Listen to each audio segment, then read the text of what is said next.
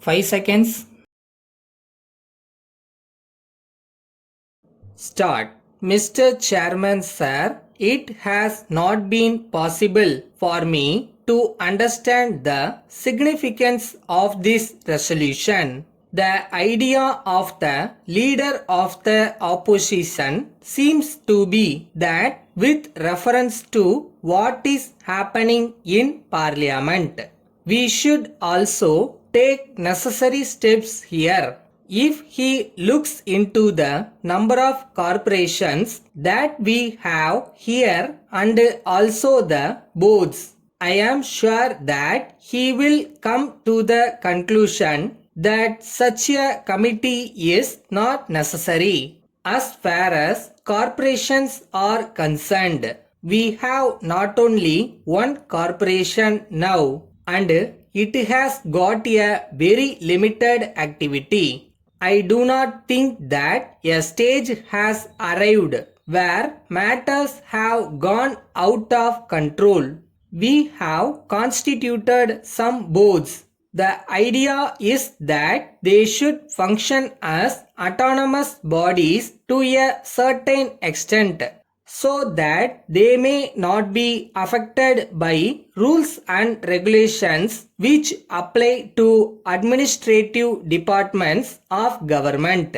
They will have to be run as commercial undertakings. We must put proper persons there. That is the important thing. Once we appoint a person, we must trust him, and if he goes wrong, we will have to take action against him. Parliaments and legislatures have a feeling that when we pass an act saying that there should be statutory corporations, they should be allowed to function in an autonomous manner. But once a corporation is formed, we always try to interfere in its working. We have commercial undertakings for the purpose of producing results. So, we have to review their working on the basis of the results produced at the end of the year. With reference to these few boards and one corporation, we have got the estimate committee. It makes reports and we consider them. So, there is no necessity to appoint a committee so far as these activities are concerned. Even with reference to the big corporations which are set up in the public sector, we will have to get over the feeling that everything is going wrong and that we are not able to look into their working. I think there is such a feeling in Parliament also. Unless we give them some autonomy to function, they cannot be a success as we want them to be.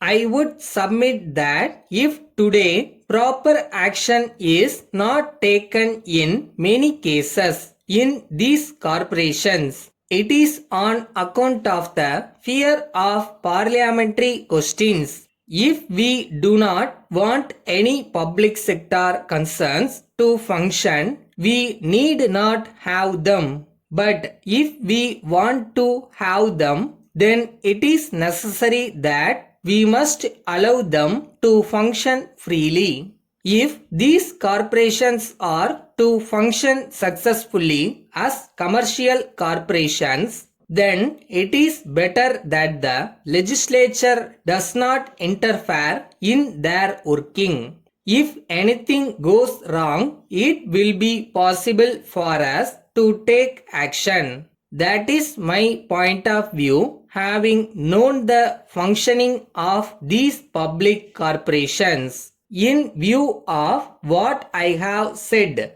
I request the honorable member to withdraw the resolution. Letter dated 4th December 1980 from Gopu and Company Limited, Madras to Messrs. Hari and Company Limited, Madurai. Dear sirs, we are obliged to you for your kind letter.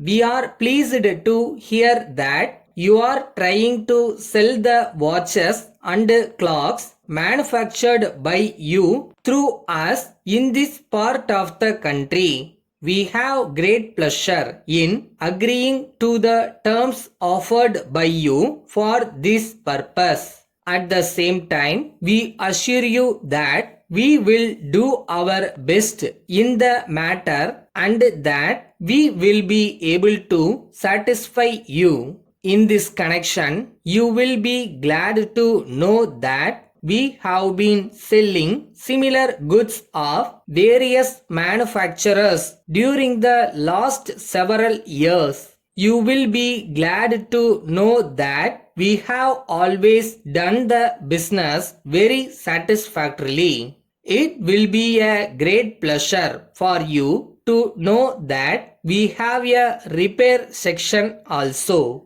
On account of this, if there are any complaints, they will be dealt with promptly and the necessary repairs carried out at once. This is a matter which will promote your interest. We hope to hear from you further in the matter as early as possible. Yours faithfully.